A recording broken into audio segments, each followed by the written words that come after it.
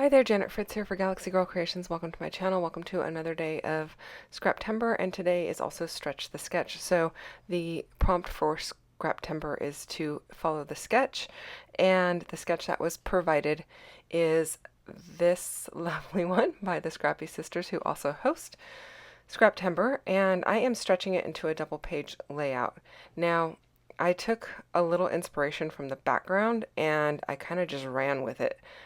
There were three little areas of mixed media on the background, and so that's what I kind of started out with. And I'm using a stencil from the Crafters Workshop.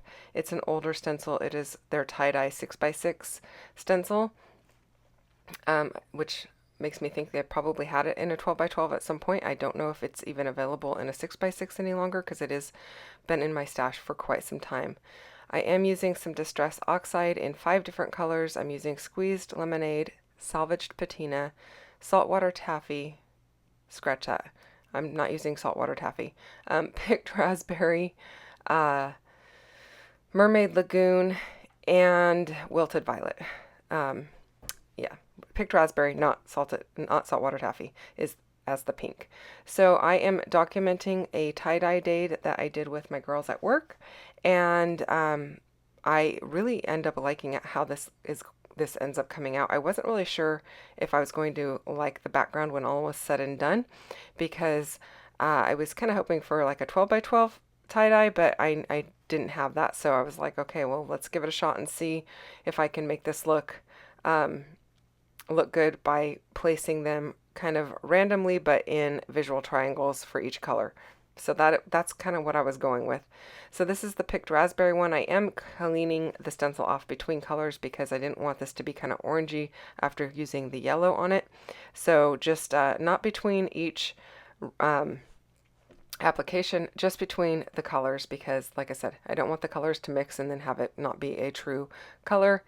And I chose the colors because these are the colors that the girls used on their t-shirts. So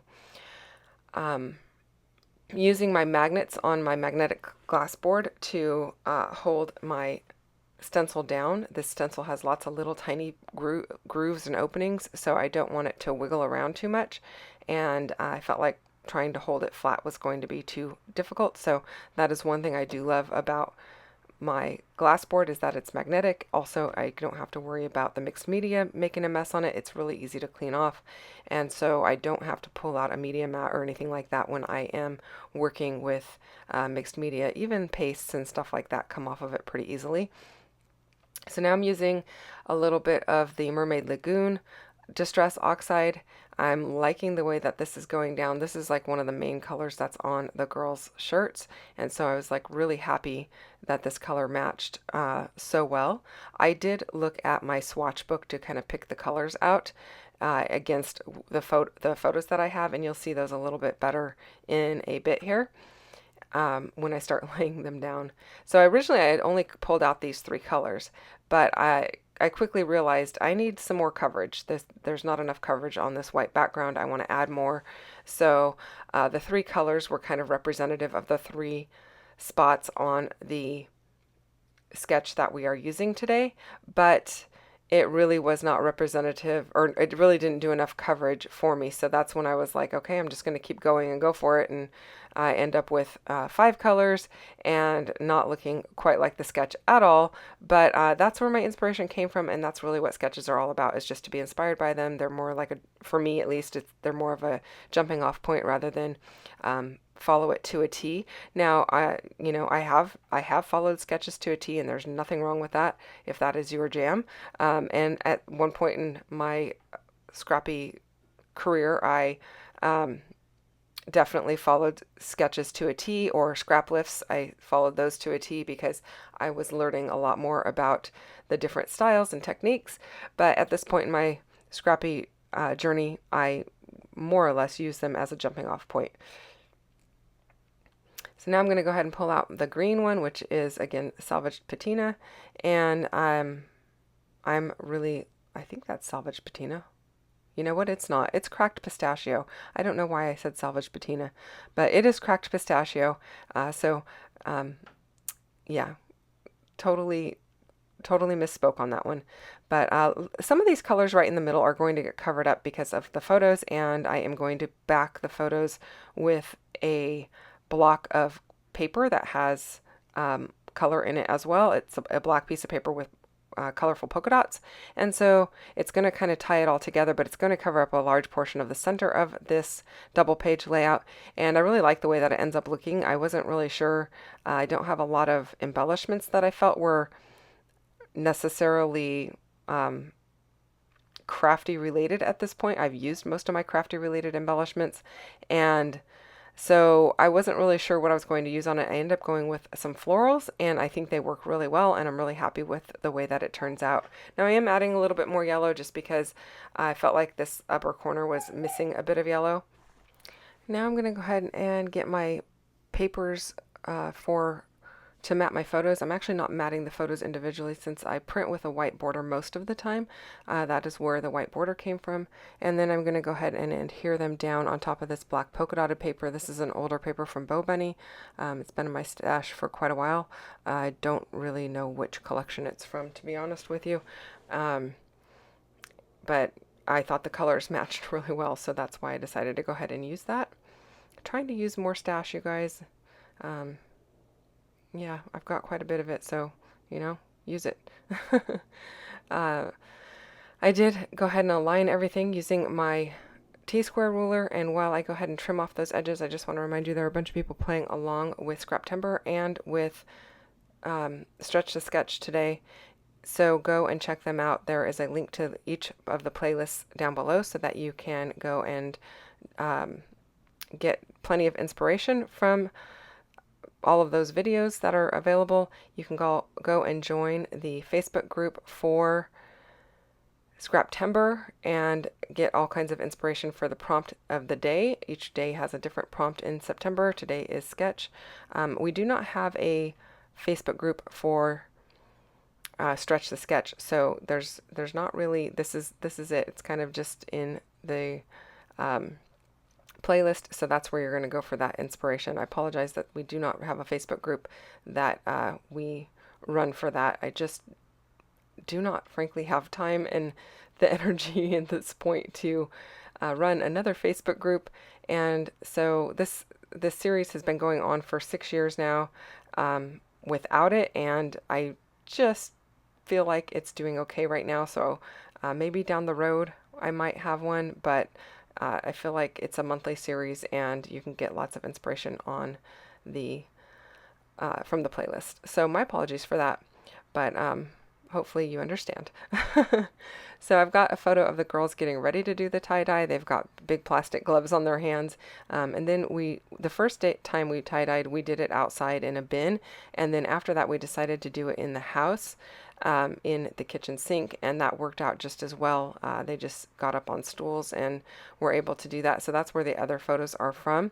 I didn't have a whole lot of photos from the outside session of tie-dyeing because my hands were so full. It was the first time they had done it and they didn't really know what they were doing. And the second time they kind of did a little bit more of the work. My hands were not as messed up, so I was able to take a few photos and not worry about getting tie-dye all over my phone. So this double page is probably going to be for the older one because it features more of her face in it. And then I will do one for the younger one's album as well, featuring more of her. And I think they'll both really like these. They had a lot of fun doing tie-dye. They tie-dyed multiple shirts for themselves. We tie-dyed a couple for their brother. We tie-dyed one for their dad. They tie-dyed some aprons for, kitchen, doing cooking in the kitchen or whatever, baking. They tie-dyed scrunchies. You can see the younger one has a scrunchie in her hair that is tie-dyed. That was from the very first session of tie-dyeing. So yeah, we went a little bit at tie-dye crazy. They tie-dyed little bags bags to carry like their library books in. So yeah, lots of tie-dye. And then I pulled out a lot of ephemera from the Paige Evans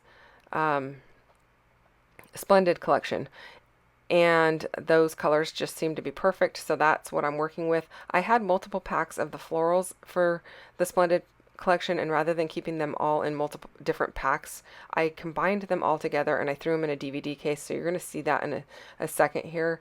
That they don't come in the DVD case none of the ephemera comes in a DVD case. They just happen to be in there because I had so much of it, and rather than having packaging from multiples, I just decided to combine everything. So in case you're wondering why they're in there, and if you can get them that way, you cannot.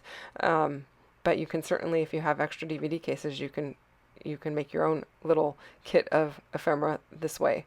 But I just have the florals in there and wanted them all in one spot. Now those big, thicker letters, I've had those in my stash for quite some time as well. So I don't even know that those are available, but the colors matched really well and I really liked them. So I went ahead and decided to use that. I'm going to use one of the clear stickers from the sticker pack that says Adventures. So my title will be Tie-Dye Adventures. And I'm just playing with the positioning of all of the florals. Now I really like the florals, how they are in the bottom right hand corner. I almost kind of wish I left them that way, but I felt like it needed something more down here. So I'm going to build that up more and end with a different floral cluster, but I really wanted to say that I really liked the original one and almost kind of wish I would have left it like that.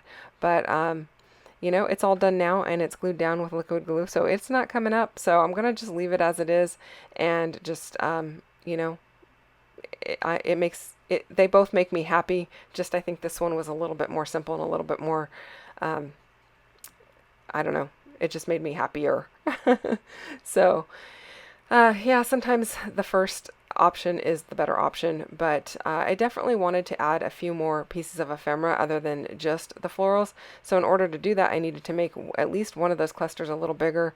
I'm going to use this sticker that has the yellow envelope in it, and I'm going to fussy cut that out. I just put it down onto some white paper so that it has a nice white background, and I'm going to include that in that bottom right hand corner cluster. I'm also going to use a postage stamp and a couple other little pieces to finish that one off, and I do like the way that it ends up looking. So and it allowed me to add in a few more pieces of ephemera or stickers, and that makes me happy as well. Now, of course, when you're making a layout for someone else, they won't have seen the original, so they're not going to know if one was better than the other or not. And, you know, that's something my grandma always told me when I was like hemming and hawing about choosing a gift for somebody, like one thing versus the other. She's like, they're not going to know what the other item was, so they're not going to know what they were missing. Just pick one that you like, and you know, surely they will like it as well, especially since, you know, you've put thought into it, and you know, don't worry about them maybe liking the other one better, because they won't have seen the other one. So it's not going to be an option whether they like it better or not.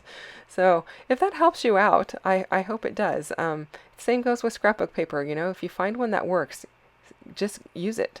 Don't spend days looking for the perfect piece. If you've got one that works, that's the one that you should use, and it is perfect. Now, of course, if you are looking for a specific piece that you know you have, and you're like, okay, I have this piece of paper that I want to use, that's a different story. I'm not saying that. I'm just saying when you're flipping through your stash and you find one that works, you know, go for it.